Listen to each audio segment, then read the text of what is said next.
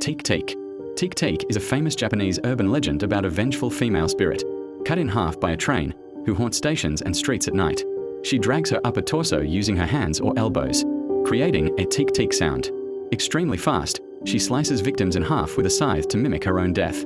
Origin. The legend emerged in the post-World War II era, often depicted as a schoolgirl or young woman. The sound and movement, lacking a lower body. She moves by dragging herself, creating a signature teak-teak scratching sound. Method of attack. She stalks victims at night, often around train stations, and uses a scythe or her claw-like hands to bisect them at the waist. The chase. Despite having no legs, she can move faster than a car, making escape nearly impossible. Variants. Some versions say she asks, "Where are my legs?" If she encounters someone, they must answer at the Maishin Expressway. Relation to Kishimaleko. Some, though not all, versions confuse or link Teak-Teak with Kishimaleko, another ghost who haunts bathrooms asking for her legs. The legend serves as a cautionary tale often shared in Japanese school culture to warn against walking alone at night. Manananggal. The Manananggal is a terrifying vampire-like creature from Philippine folklore, often depicted as a woman. She is infamous for her ability to sever her upper torso from her lower body and fly into the night to hunt. Origin. Deeply rooted in the mythology of the Philippines, particularly in the Visayas region. The Manananggal is often categorized under the Aswang family of shape-shifting monsters. The transformation and movement. Unlike other vampires, she does not just walk. When night falls, she separates her body at the waist. Her upper half sprouts large, bat-like wings, allowing her to fly in search of prey, while her lower half remains standing on the ground, hidden and vulnerable. Method of attack. She specifically targets sleeping pregnant women. Perched on rooftops, she drops a long, thread-like tongue through holes in the ceiling.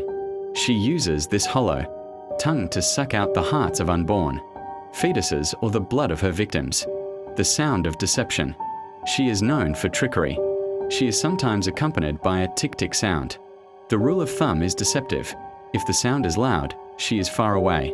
If the sound is faint or quiet, she is likely right above you. Weaknesses. Her greatest strength is also her fatal flaw. She must reunite with her lower body before sunrise. If garlic, crushed salt, or ash is sprinkled on the exposed flesh of her standing lower half, she cannot reattach. Stranded without her legs, she will be destroyed by the first light of the sun. Cultural significance. The legend serves as a cautionary tale in Filipino culture, warning expecting mothers to keep their windows closed and to avoid being alone in the dark. Pocong. The Pocong is perhaps the most iconic and terrifying ghost in Indonesian folklore. It represents the trapped soul of a dead person, unable to leave the world of the living. The appearance. In accordance with traditional Islamic burial customs in Indonesia, a body is wrapped in a white fabric called a shroud or kain kafan. It is tied in several places, notably over the head and under the feet. The Pocong is this very corpse, rising from the grave with the burial knot still tied above its head. The hopping terror. Because its legs are tightly bound together, the Pocong cannot walk. Instead, it moves by hopping or jumping along the ground. However, legend says it can also float, fly, or teleport instantly to stand right in front of your face. The legend of the knot. The spirit becomes a Pocong because the burial knot was not untied before the grave was closed. The ghost roams the earth, often returning to its former home or appearing to strangers, pleading for help to be released. The encounter. A Pocong typically appears at night in graveyards, banana plantations, or quiet roads, while some versions say it physically attacks by crushing victims with its body. Its primary weapon is psychological terror. Seeing its pale, rotting face, or sometimes a flat, black void where a face should be, is enough to send anyone running. The release. The only way to banish a Pocong is to exhibit extreme courage. One must physically untie the knot above its head, allowing the soul to finally rest in peace.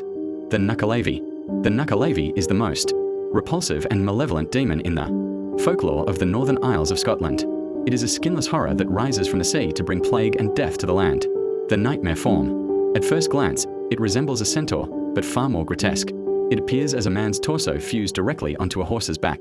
The terrifying part is that it has no skin. Its black blood pumps through yellow veins, and its raw, red muscles are fully exposed to the air. The rider and the steed. The human-like upper body has a massive head that rolls loosely on a weak neck, and its arms are so long they drag upon the ground. The horse head creates a vaporous, toxic breath and has one giant, burning red eye. Method of destruction. The Nuku'alovi does not just hunt individuals. It destroys livelihoods. Its breath is poisonous, wilting crops, killing livestock, and spreading epidemics. It is blamed for droughts and disasters across the islands. The pursuit. On land, it is relentless. If it chases you, there is no fighting back against its brute strength and terror. The only escape.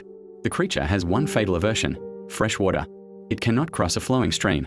If you are pursued by the Nuku'alovi, your only hope is to cross a river or a burn. The demon will stop at the water's edge, screaming in rage, unable to follow. Tamino's Hell. Tamino's Hell is not a ghost or a monster you can see. It is a cursed poem from Japan that carries a deadly consequence. The rule. The legend is simple but strict.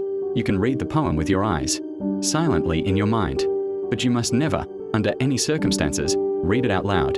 The poem's story. Written by Saijo Yaso in 1919. The poem tells the disturbing story of a young boy named Tamino. He descends into the darkest levels of Buddhist hell, alone and in agony. The verses describe graphic imagery, such as Tamino vomiting glass beads and his sister suffering. The curse. It is said that anyone who recites the poem aloud invites tragedy into their life.